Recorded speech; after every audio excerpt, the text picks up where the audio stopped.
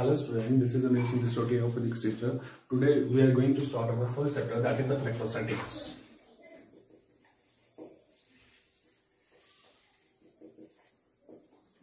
Electrostatics में हम क्या पढ़ेंगे, क्या इसमें आपको सीखने को मिलेगा, ये सब आज हम थोड़ा इसका बेसिक इंट्रोडक्शन देख लेते हैं कि क्या क्या इस चैप्टर में आएगा।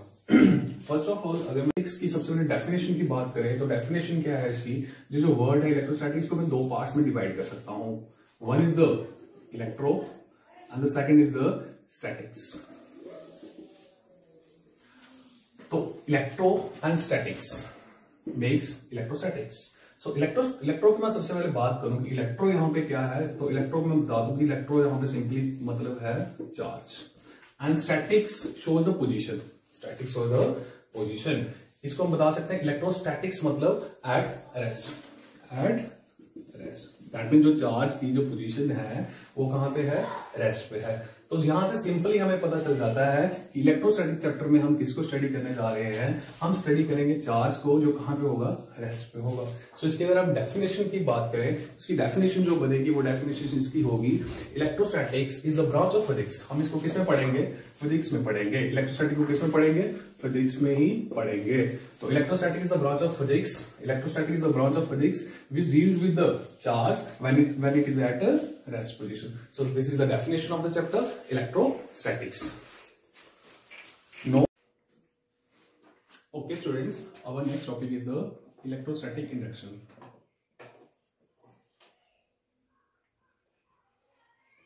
Electrostatic induction. So what do you mean by the electrostatic induction?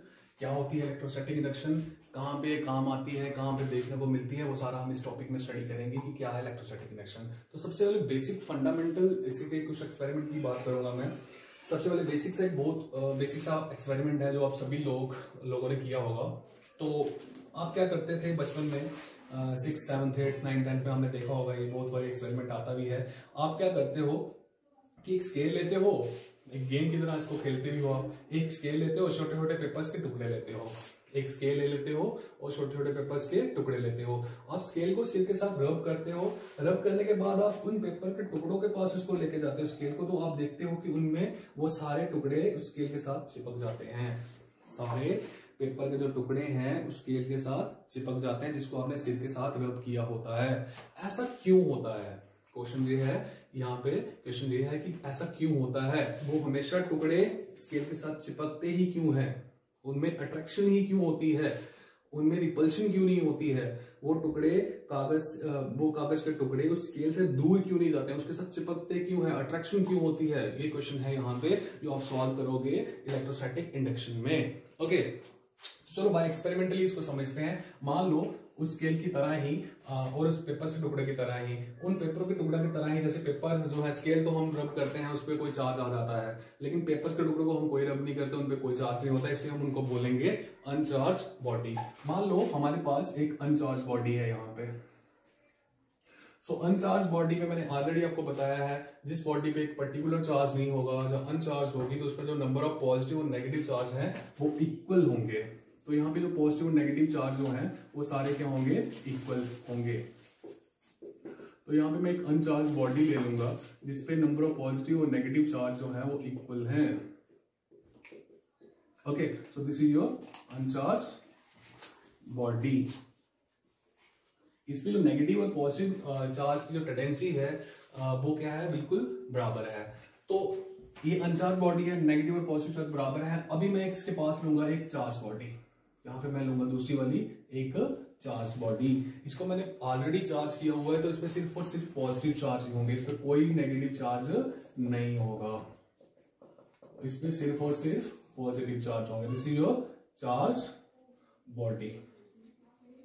Okay students, तो नेक्स्ट टाइम मैं क्या करने जा रहा हूं, ये आपकी अनचार्ज बॉडी है, जैसे कि आप बोल सकते हो आपके कागज के टुकड़े, और ये आपके पास एक चार्ज बॉडी है, जैसे कि स्केल है, आपने उसको रब किया, सिर के साथ उसको रब किया, तो उस पर एक चार्ज आया। तो नेक्स्ट टाइम मैं इन दोनों को पास लाने जा रहा हूं, इन दोनों को पास लाने को जा रहा हूं। जैसे मैं इन दोनों को पास लेके आऊंगा तो देखते हैं क्या होता है, अंदर उसके क्या होता है, क्या प्रोसेस होती है, वो इसमें हम पूरा स्टडी करेंगे।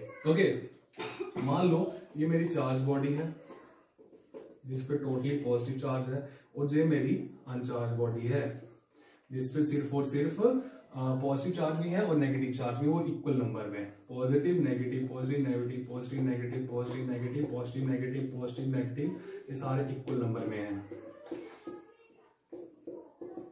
ओके, पॉजिटिव नेगेटिव सारे इक्वल नंबर में। अब क्या देखने को यहाँ पे मिलेगा वो देखते हैं।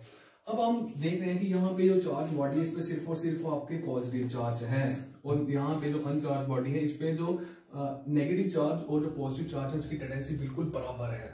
तो क्या देखने को मिलेगा, जैसे कि आपको पता है पॉजिटिव चार्ज होगा वो opposite charge, it means negative charge को अट्रैक्ट करेगा, और इस पे जितने भी पॉजिटिव चार्ज हैं इस बॉडी को उनको सबको रिपेल करेगा।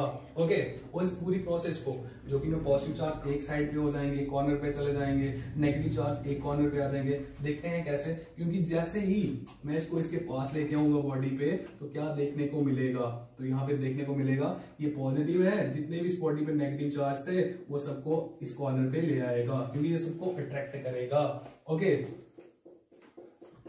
और दूसरी ओर जितने भी इस बॉडी पे पॉजिटिव चार्ज थे वो सारे इस कॉर्नर पे धकेल देगा क्योंकि इन दोनों में रिपल्शन होगी।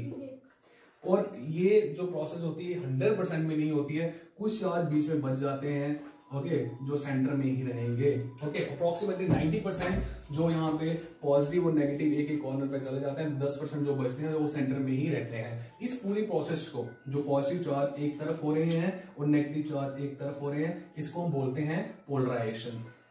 पोलराइजेशन, ओके, पोलराइजेशन से जैसे मैं आपको एग्जांपल दे सकता हूं, जैसे आपकी क्लास में गर्ल्स भी हैं बॉयज भी हैं, तो मैं बोल दूं गर्ल्स सारे एक साइड पे बैठ जाओ, एक कॉर्नर पे बैठ जाओ रूम के, और बॉयज सारे एक कॉर्नर पे बैठ जाओ रूम के।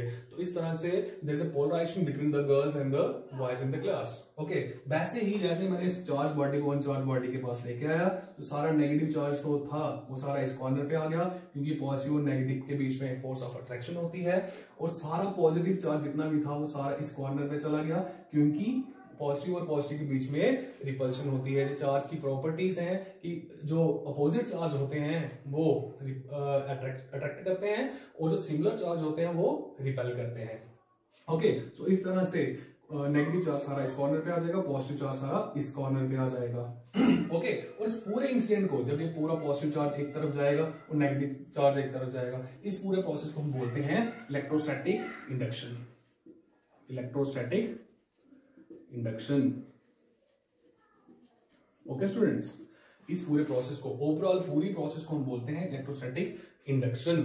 ओके, सो यहां पे अभी दो क्वेश्चन राइज होते हैं कि कितनी फोर्सेज यहां पे लग रही हैं, कितनी फोर्सेज यहां पे लग रही हैं, और नेट फोर्स जो होगी वो इस पे क्या होगी। तो अगर मैं बात करूं कि कितनी फोर्सेज यहां पे लग रही हैं, तो नंबर ऑफ जो फोर्सेज हैं वो यहां पे पूरी प्रोसेस में 2 लग रही हैं। 2 नंबर ऑफ फोर्सेज यहां पे लगेंगी, 2 नंबर ऑफ फोर्सेज यहां पे लगेंगी। एक जो फोर्स होगी वो पॉजिटिव और नेगेटिव चार्ज के बीच में होगी, दैट मींस अपोजिट चार्ज के बीच में होगी, और ये वाली फोर्स जो होगी इसको हम बोलते हैं force of attraction. Force of attraction. और दूसरी जो प्रोसेस है यहाँ पे, दूसरी जो फोर्स है यहाँ पे वो होगी पॉजिटिव और पॉजिटिव चार्ज के बीच में, दैट मींस सिमिलर चार्ज के बीच में, that force is known as the repulsion. Repulsion.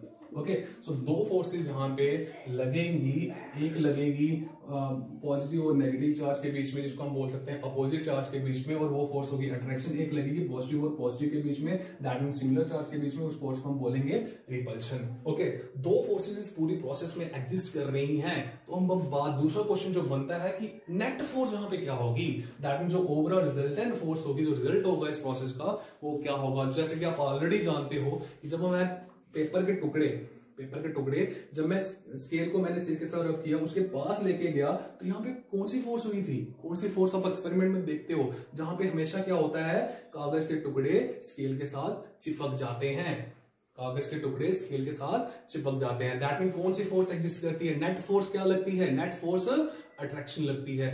ऐसा क्यों होता है कि हमेशा जहां पे अट्रैक्शन ही होती है, रिपल्शन नहीं होती है। आइए इस कंसेप्ट को समझें। ओके, अब हम देखेंगे कि एक तो जहां पे फोर्स लगी पॉजिटिव और नेगेटिव चार्ज के बीच में, दैट मींस पॉजिटिव चार्ज के बीच में, दैट इज अट्रैक्शन, और दूसरी पॉजिटिव और पॉजिटिव चार्ज के बीच में, दैट इज द रिपल्शन। अब हम बात आती है फोर्स कि फोर्स कौन सी लगेगी, नेट फोर्स।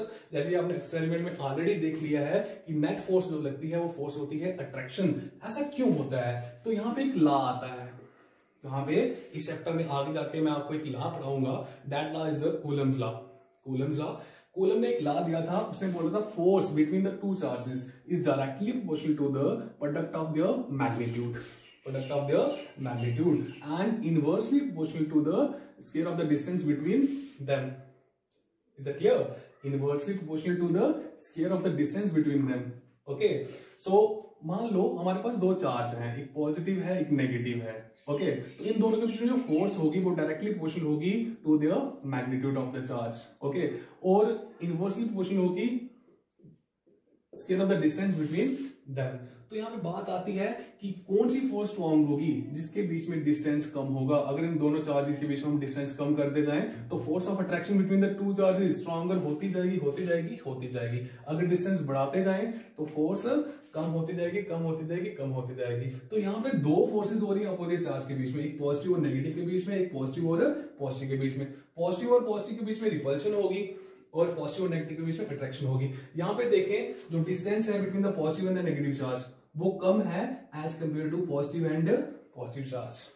ओके, तो बात करें कि सिमिलर चार्ज जो पॉजिटिव और पॉजिटिव में जिसकी वजह से रिपल्शन होनी थी उसके बीच में डिस्टेंस ज्यादा है, इसलिए ये फोर्स एग्जिस्ट नहीं करेगी। यहाँ पे पॉजिटिव और नेगेटिव के बीच में, पॉजिटिव और नेगेटिव अपोजिट चार्ज के बीच में डिस्टेंस कम है, इसलिए यहाँ पे अट्रैक्शन होगी। यहाँ पे क्या होगी, ओवरऑल जो रिजल्टेंट फोर्स होगी वो क्या होगी, अट्रैक्शन होगी, क्योंकि पॉजिटिव और नेगेटिव के बीच में अपोजिट चार्जेस के बीच में डिस्टेंस कम है एज कंपेयर टू पॉजिटिव और पॉजिटिव चार्ज के बीच में। इसलिए यहाँ पे जो रिपल्शन है वो देखने को नहीं मिलेगी। यहाँ पे कौन सी फोर्स देखने को मिलती है, अट्रैक्शन देखने को मिलती है। इसीलिए जब भी हम ये एक्सपेरिमेंट करते हैं, हम जो कागज के टुकड़े लेते हैं, स्केल को सिर के साथ रब करते हैं, उसके ऊपर कोई चार्ज आता है, उसके बाद कागज के टुकड़े को पास उसको लेके जाते हैं, तो यहाँ पे हमें अट्रैक्शन देखने को मिलती है। कभी भी यहाँ पे रिपल्शन नहीं होती। क्यों नहीं होती? That is the concept. Okay, I hope you all understand. Thank you very much.